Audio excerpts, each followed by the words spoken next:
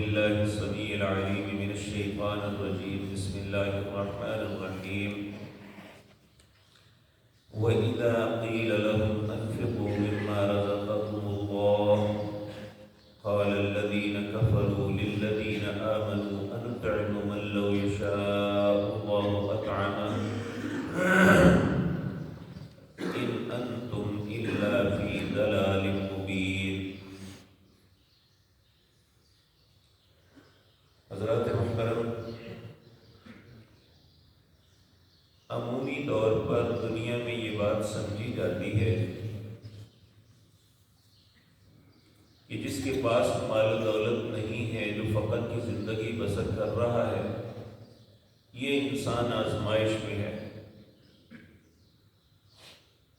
حالانکہ حقیقت یہ ہے کہ ہر انسان آزمائش میں ہے. ایک فقیر کی آزمائش تو صرف یہ ہے کہ اس کے پاس کچھ نہیں اور اس کے لیے صرف صبر کا حکم ہے. لیکن جس شخص کو اللہ نے مال دولت سے نوازا ہے، منصب دیا ہے، اس کے لیے بہت کڑی اور سخت آزمائش ہے.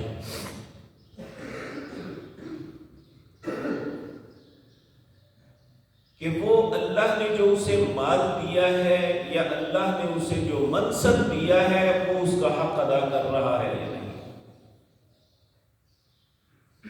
ایک مرتبہ سیدنا عمر رضی اللہ تعالی عنہ کی مجلس میں اسی طرح بات ہو رہی تھی،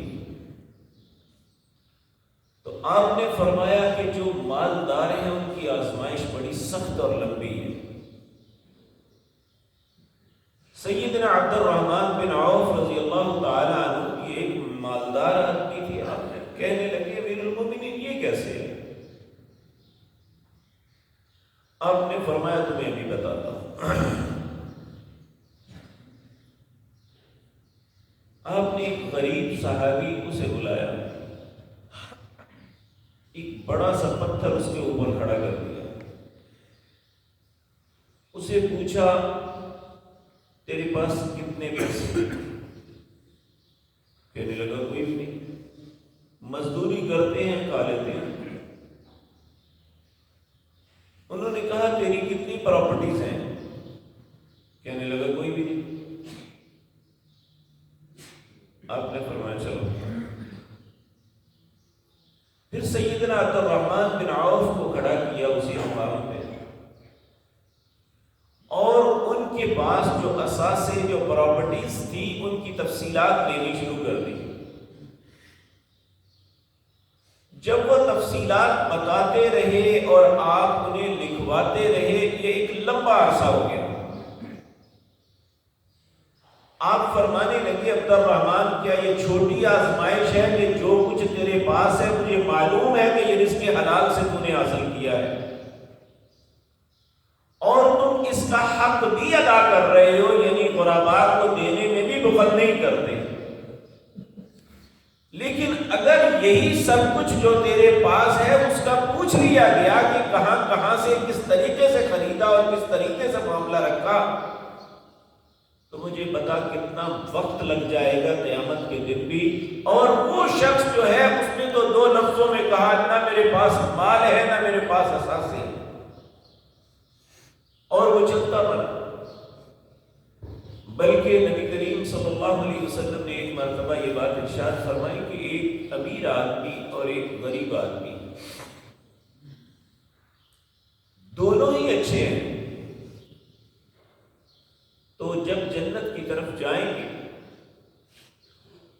تو جسے اللہ نے دنیا میں سہولتیں دی ہیں وہ بھلا دیا جائے گا، اور وہ شخص پہلے چلا جائے گا، اور یہ شخص جب بعد میں کئی سال بعد، ایک حدیث میں 40 سال آتے ہیں، ایک میں 500 سال آتے ہیں، جب اسے جا کے ملے گا تو وہ اسے پوچھے گا بھائی تم کہاں تھے؟ کہنے لگا جی مجھے بلا دیا گیا. ایک مرتبہ ایک دوست ہے یہاں بہت بڑے صنعتکار ہیں، مجھے فون کر کے کہنے لگے یہ حدیث سنی ہے، یہ کیا ہوا؟ کہ عمل اس کے بھی برابر ہے، اس کے بھی برابر ہے، پھر وہ پیچھے جنت میں کیوں جائے گا؟ ایسا وقت ہوتا ہے کہ بعض اوقات انسان چکرا جاتا ہے، لیکن اللہ ہی مدد کرتے ہیں۔ میں نے ان سے عرض کیا، میں نے کہا میرے عزیز بھائی، اگر ایک بندہ سائیکل پہ جا رہا ہے اور ایک بندہ گاڑی پہ جا رہا ہے، اور جب وہ اپنی منزل پہ پہنچتے ہیں تو دونوں برابر پہنچتے ہیں، شاباش کس کو ہوگی؟ یقیناً سائیکل والے کو ہوگی۔ گاڑی والے کو فاسٹ چلنا چاہیے۔ تو جسے اللہ نے جتنی سہولتیں دی ہیں اتنا اسے نیکی میں سبقت کرنی چاہیے، اور ایسا ہوا بھی۔ نبی کریم صلی اللہ علیہ وسلم کے پاس فقراء آئے، آگے کہنے لگے یا رسول اللہ صلی اللہ علیہ وسلم، یہ ہمارے بھائی جنہیں اللہ نے مال و دولت سے نوازا ہے، یہ بھی نماز پڑھتے ہیں، ہم بھی نماز پڑھتے ہیں، یہ بھی روزہ رکھتے ہیں، ہم بھی روزہ رکھتے ہیں، لیکن یہ خرچ کرتے ہیں، ہمارے پاس کچھ نہیں ہے۔ آپ نے فرمایا گھبراؤ نہ، میں تمہیں ایک ایسا طریقہ بتاتا ہوں کہ ان کے خرچ کرنے کے برابر اللہ تمہیں اجر دے دے گا۔ آپ نے انہیں کہا 33 مرتبہ نماز کے بعد سبحان اللہ، 33 مرتبہ الحمدللہ اور 34 مرتبہ اللہ اکبر کہو تو ان کے مال خرچ کرنے کے برابر آپ کو ثواب مل جائے گا۔ اب ان لوگوں نے بیٹھ کے یہ وظیفہ کرنا شروع کر دیا۔ جو امراء تھے انہوں نے ٹو لگائی کہ یہ کیا کر رہے ہیں۔ انہیں جب پتہ چلا کہ انہوں نے رسول اللہ صلی اللہ علیہ وسلم سے اس طرح پوچھا تھا اور آپ نے انہیں یہ حل بتایا کہ تم سبحان اللہ الحمدللہ اللہ اکبر یہ پڑھا کرو، اللہ تمہیں خرچ کرنے والوں کے برابر ثواب دے دیں گے، تو اب امراء نے بھی کرنا شروع کر دیا۔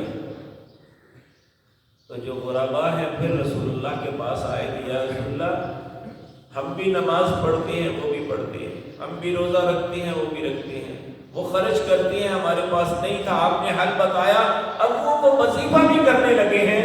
تو آپ نے فرمایا ذالک فضل اللہ یؤتی من یشاء، یہ اللہ کا فضل ہے جس کو دے دے۔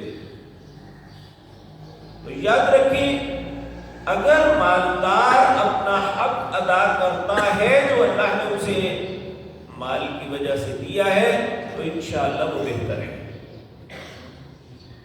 تو یہاں اللہ رب العزت فرماتے ہیں وَإِذَا قِيلَ لَهُمْ أَنفِقُوا مِمَّا رَزَقَكُمُ اللَّهُ، جب ان سے کہا جاتا ہے جو اللہ نے تمہیں رزق دیا ہے اس میں سے خرچ کرو، قَالَ الَّذِينَ كَفَرُوا، انکار کرنے والے لوگ کہتے ہیں لِلَّذِينَ آمَنُوا، اہل ایمان کو، أَنُطْعِمُ مَنْ لَوْ يَشَاءُ اللَّهُ وَطَعَمَ، ہم کیوں دیں؟ اگر اللہ انہیں دینا چاہتا تو خود نہ دے دیتا۔ اور یقین جانیے یہ مشرکین مکہ ہی نہیں، آج بہت سے کلمہ گو لوگ بھی یہی کہتے ہیں کہ اگر اللہ انہیں کھلانا چاہتا تو خود کھلا دیتا۔ أَنُطْعِمُ مَنْ لَوْ يَشَاءُ اللَّهُ وَطَعَمَ، اور بجائے اس بات کے کہ ایک غلط بات کرنے کے بعد شرمندہ ہوتے، الٹا اہل ایمان کو کہتے ہیں ان انتم الا فی ضلال مبین، ہمیں تو تم گمراہ لگتے ہو، تم تو واضح جو ہے بہت دور کی گمراہی میں ہو، کیوں دیں ہم اپنا مال؟ ہم نے محنت سے کمایا، ہم نے یہ کیا، ہم نے وہ کیا، کیوں دے دے کسی کو؟ اگر اللہ چاہتا جس طرح اس نے ہمیں دیا ہے تو نہ دے دیتا۔ اور بعض بات ہم کرتے ہیں باتیں ایسی، دیکھیں جی اگر یہ اتنا ہی عقل مند ہوتا تو آج ہماری مزدوری کرتا، اسے نہ اللہ دے دیتا۔ ہمیں ایسی باتیں کرتے ہوئے اللہ سے ڈرنا چاہیے، کہیں ایسی زبان سے نکلی ہوئی بات پہ اللہ ناراض ہو کے چھین کے انہیں نہ دے دے۔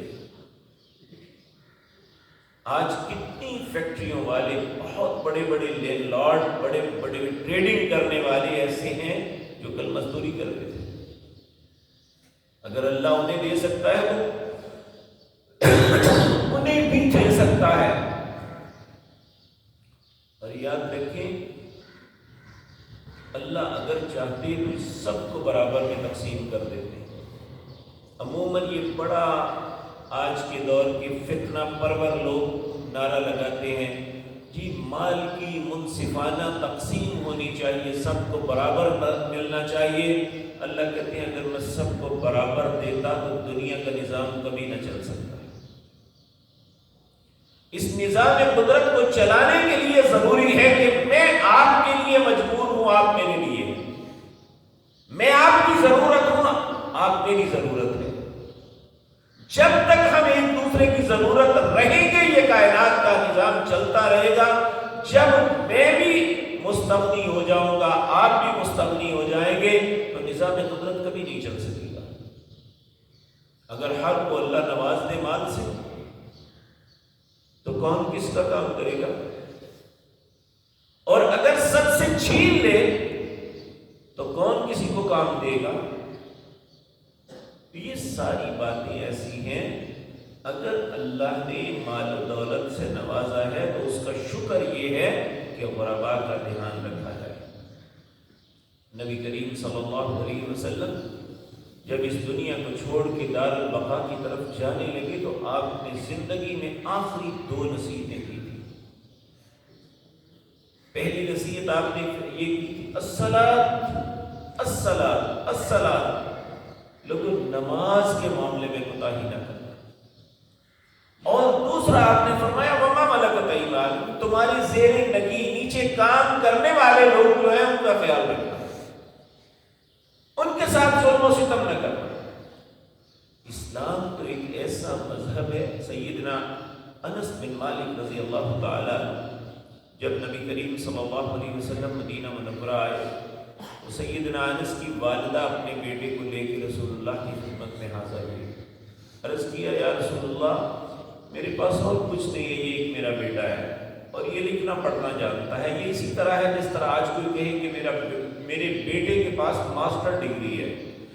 اس زمانے میں لکھنا پڑھنا اتنا اہم چیز تھی، بہت کم لوگ لکھے پڑھے تھے، یہ لکھنا پڑھنا جانتا ہے، میرے پاس اور کچھ نہیں، یہ بیٹا آپ کی خدمت میں دیتی ہوں کہ یہ ہمیشہ آپ کی خدمت کرے گا اور کوئی کام نہیں ہم نے ان سے لینا۔